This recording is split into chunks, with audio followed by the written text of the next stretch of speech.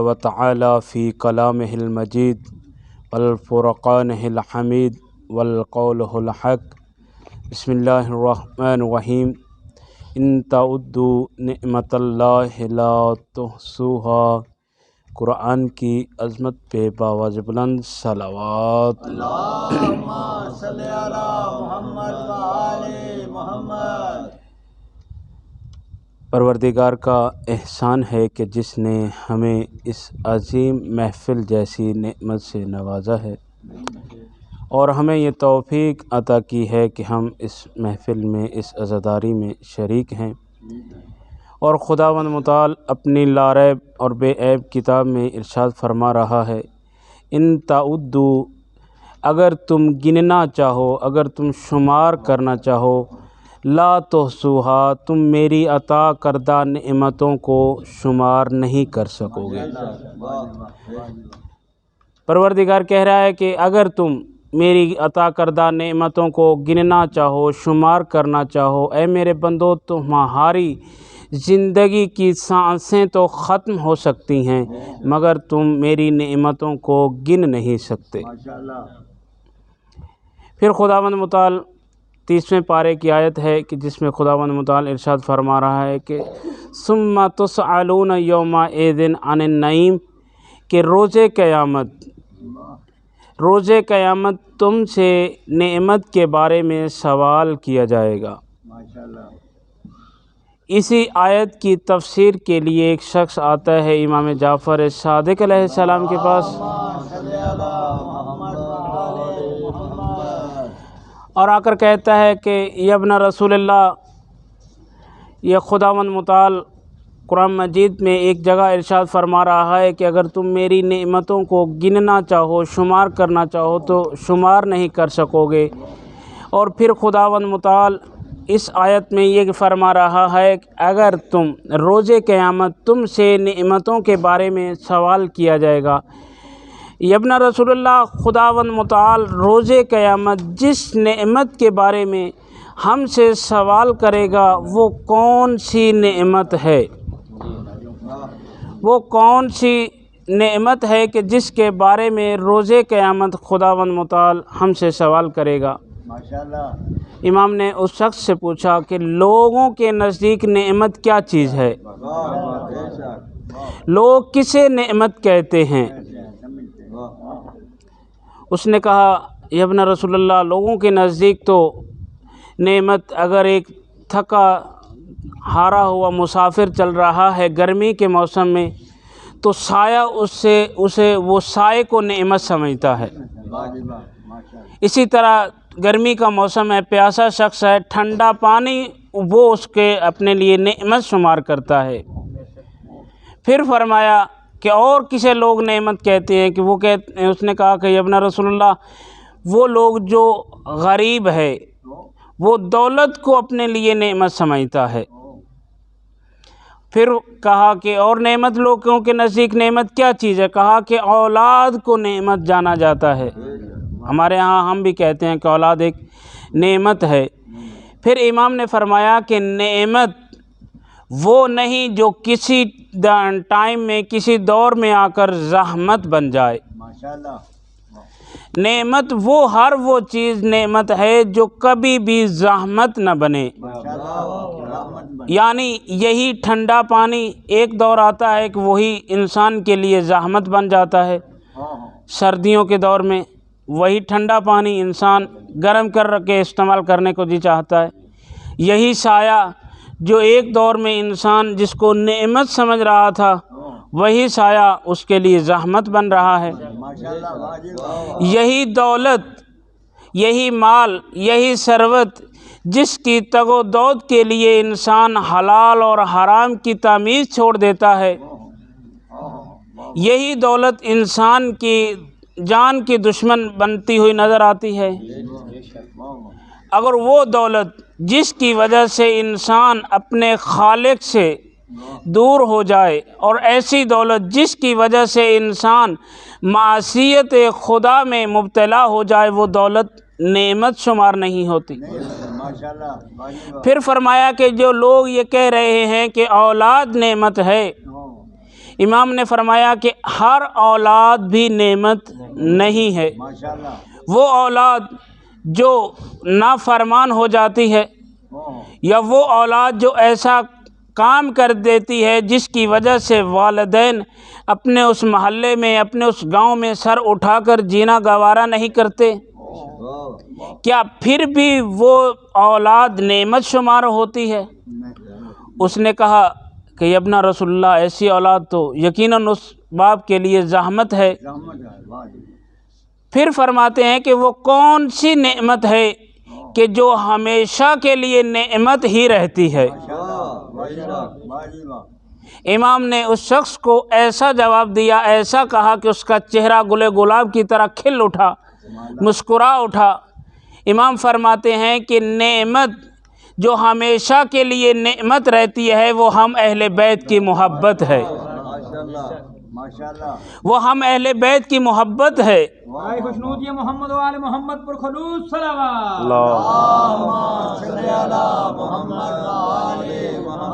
یہ ہر دور میں، ہر حالت میں انسان پر اسی ہی طرح واجب ہے اور اسی ہی طرح سلامت و باقی رہتی ہے جس طرح رہنے کا اس کا حق ہے۔ ہر عبادت کی ایک لمٹ ہے، ہر عبادت میں نماز ہے، نماز واجب ہے، لیکن اس کے لیے بھی کچھ وقت ہیں، اس کے لیے بھی کچھ شرائط ہیں۔ ایک دور آتا ہے کہ نماز انسان پر رعایت ہو جاتی ہے، نماز میں انسان پر رعایت ہو جاتی ہے، یعنی اگر انسان مریض ہے، وہ کھڑے ہو کر نماز نہیں پڑھ سکتا تو اسے رعایت ہے، اسے اجازت ہے کہ وہ بیٹھ کر نماز پڑھے۔ اگر وہ بیٹھ کر بھی نہیں پڑھ سکتا تو اسے حکم ہے کہ وہ لیٹ کر اشارے کے ساتھ نماز پڑھے، رعایت ہے، معاف نہیں ہے۔ اسی طرح روزہ بھی ہے، واجب ہے۔ خداوند متعال نے انسان کو حکم دیا ہے کہ اگر سفر میں ہے تو سفر میں روزہ نہ رکھے، اس کے بعد کے دنوں میں اس کی قضا بجا لائے۔ اگر مریض ہے تو ایام مریض سے جب صحت یاب ہو جائے اس کے بعد اس روزے کی قضا بجا لائے۔ حج ہے تو حج بھی ہر ایک پر واجب نہیں ہے، فقط اور فقط صاحب استطاعت پر واجب ہے۔ ولایت اہل بیت وہ نعمت ہے جو ہر حال میں، مسافر پر بھی اسی حالت میں اسی طرح واجب ہے اور غریب پر بھی اسی طرح ہی ہے جس طرح ایک امیر پر ہے۔ یہ وہ عبادت ہے، یہ وہ فریضہ ہے، یہ وہ نور ہے کہ جب انسان اپنی قبر میں جائے گا، انسان قبر میں ہوگا، تنہائی میں اس کے ساتھ کوئی مانوس نہیں ہوگا، انتہائی پریشان حال ہوگا، تو اس کی دائیں طرف سے ایک نور آئے گا۔ وہ صاحب قبر اس نور سے سوال کرے گا، اے نور تو کون ہے جو اس تنہائی میں میرا لیے تسکین کا سبب بن رہا ہے؟ تو نور کی آواز آئے گی کہ میں وہ تیری نمازیں ہوں جو تو خدا کی بارگاہ میں ادا کرتا رہا ہے۔ بائیں سے ایک نور آئے گا، اس شخص کے لیے اور بھی تسکین کا سبب بنے گا۔ وہ شخص اس سے سوال کرے گا کہ اے نور تو کون ہے؟ وہ کہے گا کہ میں تیرے وہ روزے ہوں جو تو خدا کی بارگاہ میں ادا کرتا رہا ہے۔ پاؤں کی طرف سے نور آئے گا، پوچھے گا تو کون ہے؟ وہ کہے گا کہ میں وہ نور ہوں کہ جس کی وجہ سے جب تو خدا کی بارگاہ میں، جب تو مسجد کی طرف چل کر جایا کرتا تھا تو خداوند متعال تیرے جو نامہ اعمال میں نیکیاں لکھتا تھا وہ نیکیاں میں آج نور کی صورت میں بن کر تیری قبر میں شامل ہوا ہوں۔ سر کی طرف سے نور آئے گا، تو کون سا نور ہے؟ وہ کہے گا کہ وہ میں نور ہوں جو واجبات ادا کرتا تھا، اپنے زکوٰۃ و خمس ادا کیا کرتا تھا۔ پھر آخر میں ایک ایسا نور آئے گا جو تمام انوار پر غالب ہو جائے گا،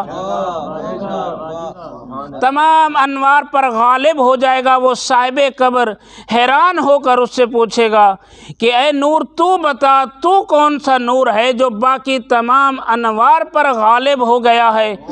وہ نور کی آواز آئے گی کہ میں وہ نور ہوں جس کی وجہ سے یہ پہلے 4 نور آئے ہیں۔ اگر میں نہ ہوتا تو یہ نہ تیری نماز قبول ہونی تھی، یا نہ تیرا روزہ قبول ہونا تھا، نہ تیری یہ زکوٰۃ قبول ہونی تھی، یا نہ نہ یہ تیرا خمس قبول ہونا تھا، نہ ہی یہ تیرا مسجد میں چل کر جانا قبول ہونا تھا۔ وہ شخص حیران ہو کر پوچھتا ہے کہ اے نور، تو کون سا نور ہے؟ پھر صدا آتی ہے، وہ شخص نور کہتا ہے کہ میں وہ نور ہوں جو محبت اہل بیت کی وجہ سے تیرے دل میں جاگ اٹھا تھا۔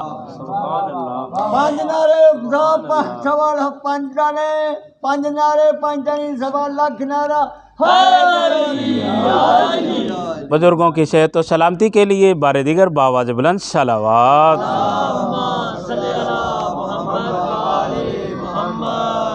یہ نور محبت اہل بیت ہے کہ جس کی وجہ سے انسان سخت سے سخت لمحات کا مقابلہ بھی خندۂ پیشانی سے کرتا ہوا نظر آتا ہے، اور یہ محبت کا چراغ اس وقت روشن ہو جاتا ہے جب ہم ایسی محافل میں جاتے ہیں۔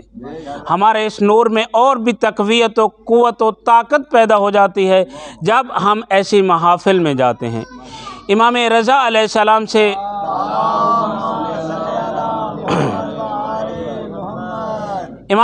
السلام سے روایت ہے کہ اگر ہمارے چاہنے والے، ہمارے محب ایسی محفل میں جاتے ہیں جہاں پر ہمارے امر کو زندہ کیا جاتا ہے، جہاں پر ہماری احادیث کو بیان کیا جاتا ہے، جہاں پر ہمارے فرامین کو بیان کیا جاتا ہے، تو امام فرماتے ہیں اس شخص کے لیے خدا کی بارگاہ میں دستے دعا بلند کرتے ہیں۔ امام فرماتے ہیں خدا ایسے لوگوں پر رحمت کرے۔ ہمارے لیے دعا کون کر رہے ہیں؟ حجت خدا۔ کس کے لیے؟ ہمارے لیے، ان لوگوں کے لیے جو ایسی محافل میں جاتے ہیں، جو ایسی مجالس میں جاتے ہیں جہاں پر ذکر اہل بیت بیان کیا جاتا ہے۔ اور پھر امام فرماتے ہیں کہ شخص نے پوچھا کہ اے مولا، اس ذکر کا اس دنیا میں اس شخص کو سب سے پہلا فائدہ کیا ہوگا؟ ہم آپ کے اس محفل میں، اس مجلس میں جاتے ہیں جہاں پر آپ کا ذکر بیان کیا جاتا ہے، جہاں پر آپ کی احادیث بیان کی جاتی ہیں، تو اس احادیث کا ہمیں اس دنیا میں سب سے پہلا فائدہ کیا ہوگا؟ امام فرماتے ہیں جب آپ ہماری احادیث کو سنیں گے، جب آپ کے سامنے ہماری احادیث کو بیان کیا جائے گا، تو آپ کے دلوں پر جو زنگ ہے وہ ختم ہو جائے گا، آپ کے دلوں کو زندہ کر دیا جائے گا۔ اب معلوم کیسے ہو کہ ایک مردہ دل، ایک مردہ ضمیر شخص کیسا ہوتا ہے، وہ کیسا ہوتا ہے، اس کے ساتھ کیا ہوتا ہے؟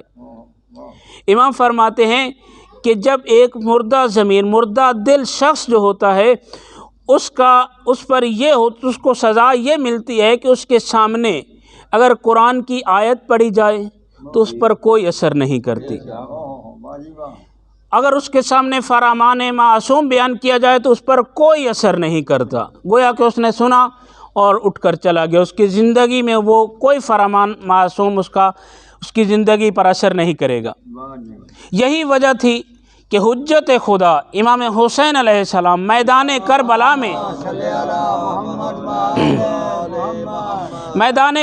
میں کھڑے ہیں، بار بار یہ خطبے بیان کر رہے ہیں، مختلف جگہ پر امام نے مختلف خطبے ادا کیے۔ آخری خطبے میں امام نے یہی فرمایا کہ اے لوگو، تم کو کیا ہو گیا ہے؟ تم کس کے قتل کے لیے آمادہ ہو گئے ہو؟ میں حسین ابن علی ہوں، میں فرزند زہرا ہوں، میں نواسہ رسول ہوں۔ اور وہ امام ان کو بار بار واعظ و نصیحت کر رہے ہیں، ان کو بار بار حق کا پیغام دے رہے ہیں، مگر ان پر اثر نہیں ہو رہا۔ یہ نہیں کہ امام کے کلام میں اثر نہیں ہوا، یہ امام تو وہ امام ہیں، یہ امام تو وہ حجت خدا ہیں۔ اگر یہ دیوار کو حکم دے تو دیوار اپنی جگہ چھوڑ دے، اگر یہ پہاڑوں کو حکم دے تو پہاڑ اپنی جگہ چھوڑ دیں، اگر یہ درختوں کو حکم دے تو درخت کلمہ شہادت پڑھتے ہوئے ان کے قدموں میں آ کر قدم بوسی کریں۔ لیکن ان لوگوں کو کیا ہو گیا تھا؟ ان لوگوں کے روح مردہ ہو چکے تھے، ان کی ضمیر مردہ ہو چکی تھی، ان کے دلوں پر زنگ آلود ہو چکے تھے، جس کی وجہ سے ان پر امام کے کلام کا کوئی اثر نہیں ہو رہا تھا۔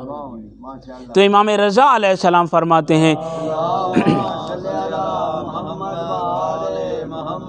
آپ ان مجالس میں جاؤ جہاں پر ہمارے ذکر کو بیان کیا جاتا ہے، جہاں پر ہماری احادیث کو بیان کیا جاتا ہے، تو آپ کے دلوں کے زنگ ختم ہو جائیں گے، آپ کے دل زندہ ہو جائیں گے۔